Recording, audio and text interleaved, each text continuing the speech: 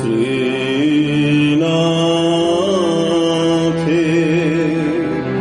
জানকী নাথে অভেদ পরমাত্মনি তথাপি মম সর্বস্ব রামঃ কমললোচনঃ।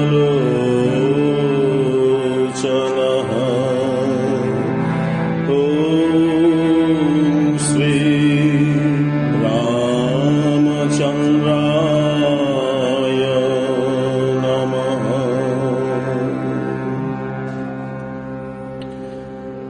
परम पूज्यपाद শ্রীমৎ স্বামী তথাগতানন্দজি মহারাজ রচিত রামায়ণ কথা থেকে পাঠ। প্রস্তাবনা। মহর্ষি বাল্মীকি শুনলেন রামচরিত কথা দেবর্ষি নারদের মুখ থেকে। আবার স্বয়ং ব্রহ্মা আশীর্বাদ করলেন বাল্মীকিকে। यावत्स्थास्यन्ति गिरः सरितश्च महीतले तावद् रामायण कथा लोकेषु प्रचरिष्यति। যতদিন ধরাতলে গিরি নদী সকল বিরাজ করবে ততদিন রামায়ণ কথা সংসারে প্রচারিত থাকবে। শ্রী রামচন্দ্রকে নারদ বলেছেন নরচন্দ্রমা। রামচরিত মানুষের হৃদয়কে স্পর্শ করেছে তাঁর অনুপম চরিত্র মাধুর্যের জন্য।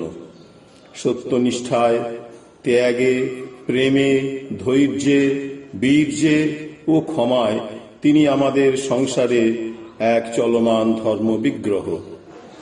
ভারতবাসী চিরদিনের জন্য এই মহৎ চরিত্রের মাধ্যমে জেনেছে সেই পরম কথা। সত্যের জন্য, ধর্মের জন্য অনাসক্ত জীবন চাই। এটি কালজয়ী জীবন দর্শন। চৈতন্যমুখী অনাসক্ত জীবনী শ্রেয় লাভ করে। ভারতের ইতিহাসে বহু দিব্য চরিত্র আছেন, কিন্তু রাম, সীতা, লক্ষ্মণ, ভরত ও মহাবীর ভারতীয় মনকে গভীরভাবে অনুপ্রাণিত করেছে। সীতার মতো আদর্শ চরিত্র পৃথিবীর সাহিত্যে কোথাও নেই, হবেও না। লক্ষ্মণ, ভরত বা মহাবীরও বোধহয় নেই। এজন্যই মহাভারতের চেয়ে রামায়ণের আদর ভারতীয় মানসে এত বেশি। আর সেজন্যই বেদব্যাস ছিলেন বিষণ্ণ। নারদের পরামর্শে মহাভারতের পর তিনি শ্রীমদ্ ভাগবত রচনা করে শান্তি পান। বেদে, উপনিষদে আমরা ধর্মের এক রূপ পাই, কঠোর ও ভয়ঙ্কর বটে। ক্ষুরস্য ধারা নিশিতা দূরত্বয়া দুর্গং পথস্তৎ ইত্যাদি কঠোপনিষদে আছে। এখানে আছে নিশ্ছিদ্র তপস্যা, ব্রহ্মচর্য ও বৈরাগ্য। এই এক ভারতের রূপ। আবার সেই কঠিন পথ নিলেন এরা, কিন্তু ভিন্ন মূর্তিতে।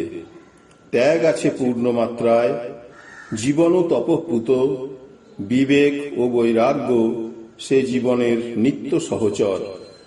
তবুও হৃদয় আছে, ভক্তি আছে, সেবা আছে, আত্মদানে আছে বিশেষ আকুতি। আর সেই দিব্য জীবনে আছে প্রেমের দৃঢ়তা, মায়ের সহিষ্ণুতা, ধরিত্রীর ধৈর্য এবং নিঃশেষে ত্যাগ করার প্রশান্ত গম্ভীর মানসিকতা। রামায়ণের মূল চরিত্রের মধ্যে আমরা পাই এই সত্যকে। ঈশোপনিষদের প্রথম শ্লোকে যা বলা আছে, তেন তক্তেন ভুঞ্জিথা, ত্যাগের মাধ্যমে জীবন লক্ষ্যকে পালন করা, তারই বাস্তব ও সজীব আদর্শ পাই রামায়ণে। ভারতীয় মনীষা সত্যকে শুধুমাত্র ব্রাহ্মী স্থিতিতে উপলব্ধি করে না, সেই আনন্দকে অনুভব করেছে ত্যাগে, প্রেমে ও সেবায়। এই সত্য হৃদয়হীন নয়। এই প্রেম ও সেবা তপস্যাপুত, নিঃস্বার্থ ও আনন্দদায়ক। রামায়ণের এই সত্যের প্রতিষ্ঠা দেখি সংসারে, সমাজে ও রাষ্ট্র জীবনে। তপবনের তপস্বী রাম, আবার অযোধ্যার রাজারূপে সেই ধর্ম, সত্য ও কল্যাণের পথে রাজধর্ম পালনে স্বতঃস্ফূর্ত তাঁর জীবন। তিনি স্থিতপ্রজ্ঞ মহাপুরুষ, নিঃশেষে পালন করেছেন রাজধর্ম। আমরাও রামের সমালোচনা করেছি, কিন্তু এও জানি তাঁর বেদনা ছিল গভীর, সীতার চেয়ে কম নয়। তিনি সীতাকে রেখেছিলেন নিজের হৃদয়ের গভীরে। জনমতের চাপে বা সমাজ ধর্মের অনুশাসনে দ্বিতীয়বার দ্বার পরিগ্রহ করে যজ্ঞ করেননি। স্বর্ণ সীতাকে রেখে যজ্ঞ করে প্রতিবাদ করেছেন জনশ্রুতিকে। এই সিদ্ধান্তেও তিনি অটল। সীতা তপস্যা করেছেন বাল্মীকির আশ্রমে, রামও তপস্যা করেছেন রাজভবনে। দুজনেই দৃঢ়তার সঙ্গে আদর্শ জীবন যাপন করেছেন। দুজনেই ধর্মের জন্য জীবনপাত করেছেন। লক্ষ্মণ ইন্দ্রজিৎকে বধ করেছেন। 3 দিন 3 রাত ধরে এদের যুদ্ধ চলে। লক্ষ্মণ ইন্দ্রজিতের যুদ্ধ দ্বিতীয় গুরুত্বপূর্ণ যুদ্ধ। লক্ষ্মণ রক্তাক্ত শরীর ক্ষতবিক্ষত, জোরে জোরে নিঃশ্বাস ফেলছেন, অত্যন্ত ক্লান্ত। কোন মতে এসেছেন রামের কাছে, বিভীষণ ও হনুমানের দেহের উপর ভর দিয়ে।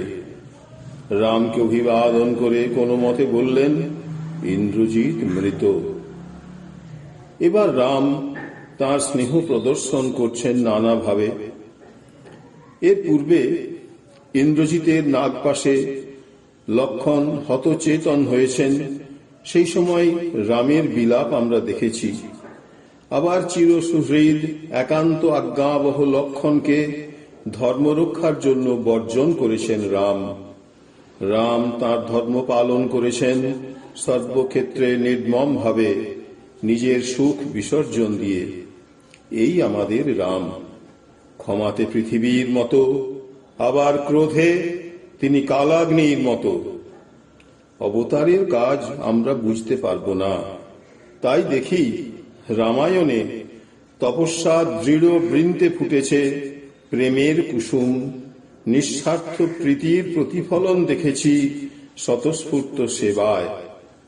ত্যাগ এখানে দুশ্চর তপস্যা নয়, বরং জীবনের যেন স্বাভাবিক ধর্ম। বনবাস এদের জীবনকে দিয়েছে দিব্য মহিমা। রামায়ণ একাধারে ধর্মগ্রন্থ, মহাকাব্য এবং ইতিহাস। বিশ্বামিত্রের সঙ্গে রাম লক্ষ্মণের ভ্রমণ যেন এডুকেশনাল ট্যুর। বনবাসের ফলে এরা জীবনে পেয়েছেন ঋষিদের অজস্র আশীর্বাদ। প্রকৃতির বিদ্যালয়ে পাঠ নিয়ে জীবনকে দেখেছেন বৃহতের আঙিনায়। আশ্চর্য লাগে, ভারত মনীষা এই দেশ ভ্রমণের মাধ্যমে যুগে যুগে তার শ্রেষ্ঠ সন্তানদের তৈরি করেছেন ভাবি কালের শিক্ষক রূপে। রামচন্দ্র ভ্রমণ করেছেন, যুধিষ্ঠিরও ভ্রমণ করেছেন। ইতিহাসের যুগে দেখি আচার্য শঙ্কর, শ্রী রামানুজ ও শ্রী চৈতন্যকে, আবার আধুনিক কালে স্বামী বিবেকানন্দকে। পরিব্রজ্যা শিক্ষকের জীবনকে করে সমৃদ্ধ ও প্রবুদ্ধ। রামায়ণ পাঠে জানা যায় রাবণ দক্ষিণ ভারতের বহু স্থলে অত্যাচার করতেন। বর্তমান নাসিকের নিকটবর্তী জনস্থান, এখানে কোন স্থানে রাবণ রেখেছিলেন 14,000 রাক্ষস সৈন্য। বিন্ধ্য পর্বতের প্রায় সম্পূর্ণ অংশই ছিল রাবণের শাসনে। বিশ্বামিত্রের সঙ্গে ভ্রমণকালেও রাম ও লক্ষ্মণ উত্তর ভারতের বহু জনপদকে তাড়কা, মারিচ ও সুবাহু দ্বারা অরণ্যে পরিণত করতে দেখেছেন। আর্যরা ছিল অসুরদের অর্থাৎ রাক্ষস জাতির প্রতিদ্বন্দ্বী। আমাদের মনে হয় আর্য সভ্যতা যখন ভারতের অধিকাংশ অঞ্চলে প্রসার লাভ করেনি, প্রয়াগের ঠিক দক্ষিণ থেকেই ছিল অরণ্য। প্রয়াগ থেকে রামেশ্বর পর্যন্ত আর্যদের কোনো বসতি ছিল না। রামচন্দ্রই দক্ষিণ ভারতে আর্য সভ্যতা নিয়ে গেছেন। সেদিক থেকে রামায়ণ পাঠে ভারত সংস্কৃতির জ্ঞান লাভ হয়। ভারতের মানুষ রামায়ণ পাঠ করে আনন্দ ও দুঃখ দুই পায়। আমরা জানি রাম সীতা ভগবানের মানুষী মূর্তি। সেই ভগবান ও ভগবতীর বেদনায় আমরা চোখের জল ফেলি। দেবতা আমাদের জীবনে পরিবারের একজন, তিনি দূরে থাকেন না। ভগবানকে এত আপন করে ভাবা, তার জন্য কাঁদা, তার দুঃখ জীবনের বেদনাকে হালকা করে দেয়। দেবতা ও মানুষ পরস্পর ব্যথার ব্যথী। আমরা জানি ভগবানই মানুষ রূপে এসে লীলা করেন। রাম সীতা আমাদের চোখে ও বুদ্ধিতে স্বয়ং ভগবান ও তাঁর শক্তি।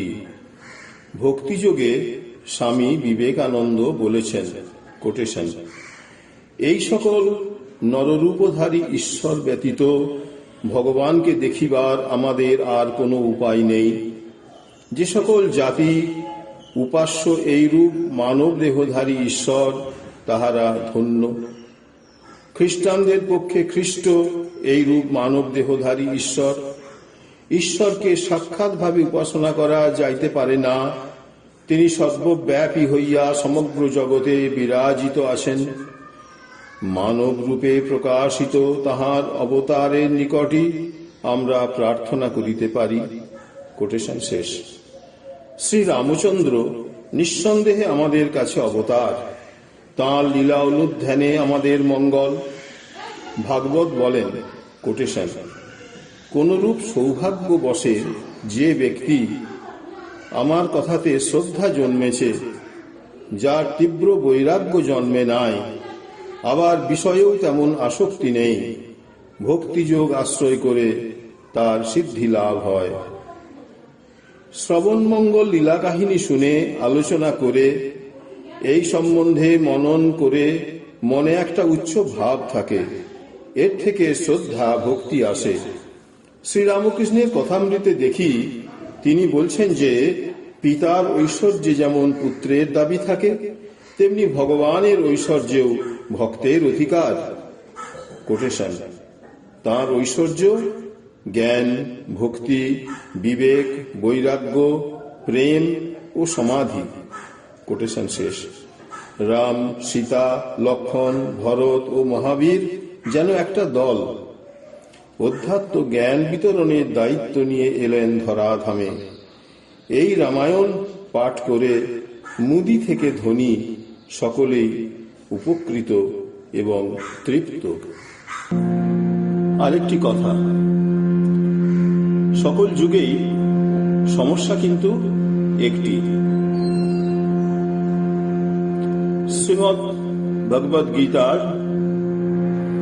3য় অধ্যায়ের 37 নম্বর শ্লোকে ভগবান বলছেন, কাম এষ ক্রোধ এষ রজগুণ সমুদ্ভবঃ মহাশন মহাপাপ্মা বিদ্ধেনমিহ বৈরিণাম।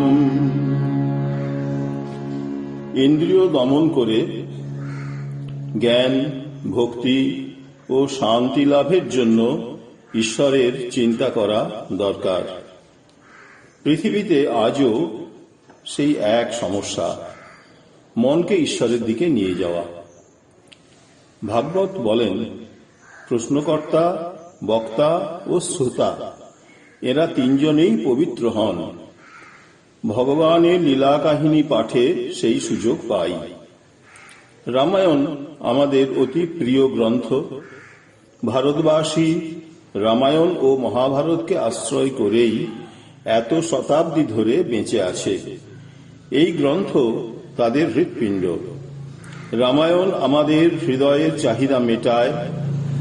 এতে শুষ্ক তর্ক করে দার্শনিক মতবাদ প্রতিষ্ঠা করার কোনো প্রয়াস নেই।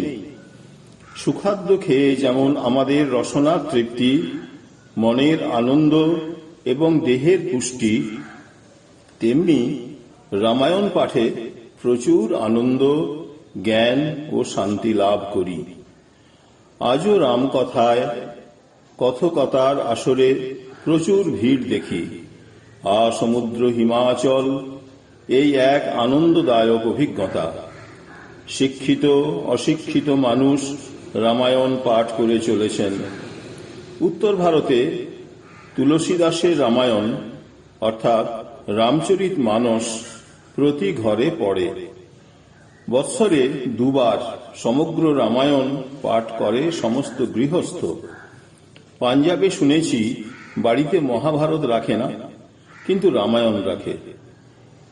এই দুই মহাকাব্য ভারতীয় জীবনের আশা আকাঙ্ক্ষা, নৈতিক আদর্শ ও আধ্যাত্মিক পিপাসাকে মিটিয়েছে। ভারত যে পূর্ণতার আদর্শে স্বপ্ন দেখে, তা এই দুই মহাকাব্যে আমরা পাই।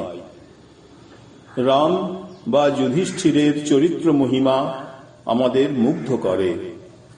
আর সীতা, তিনি আমাদের দিয়েছেন এক অক্ষয় ঐশ্বর্য, সহিষ্ণুতা, ত্যাগ, পবিত্রতা ও অকৃত্রিম ভালোবাসা। ভারতীয় গৃহের শান্তি, সংযম ও সেবার মূল সীতা।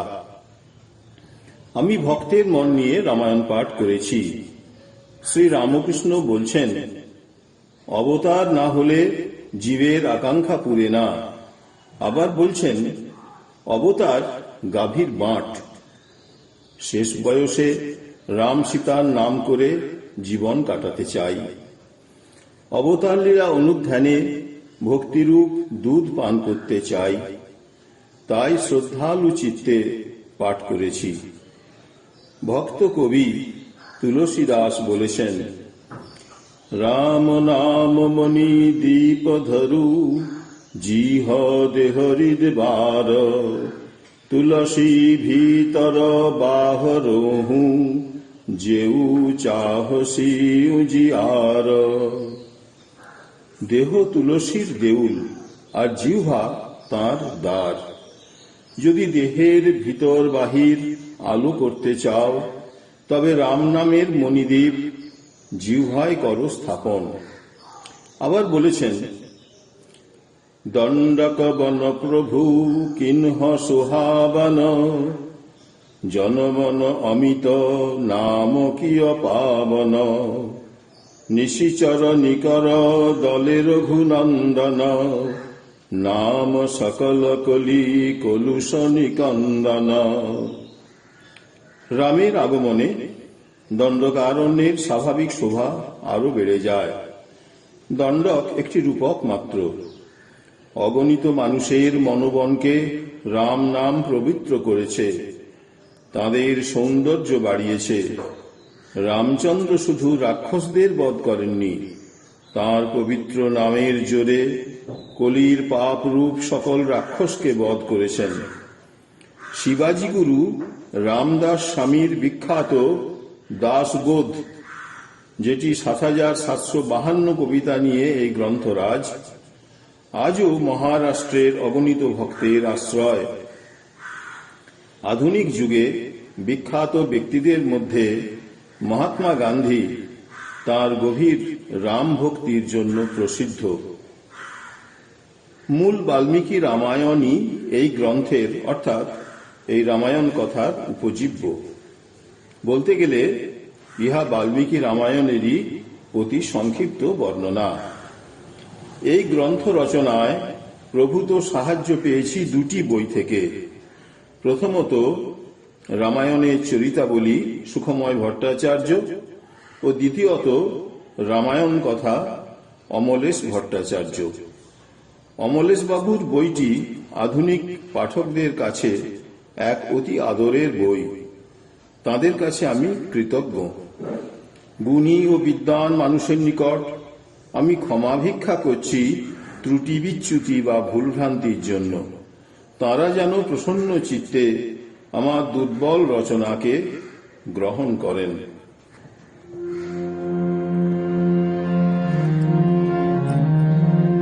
संसारमयभिषजम् सुमधुरं श्रीजानकी जीवनम् धन्यास्ते कृतिनः पिबन्ति सततम् श्रीराम नामामृतम् श्रीरामकृष्णाय अर्पणमस्तु। स्वामी तथागतानंद, वेदांत सोसाइटी, নিউ ইয়র্ক। শুভ রামনবমী।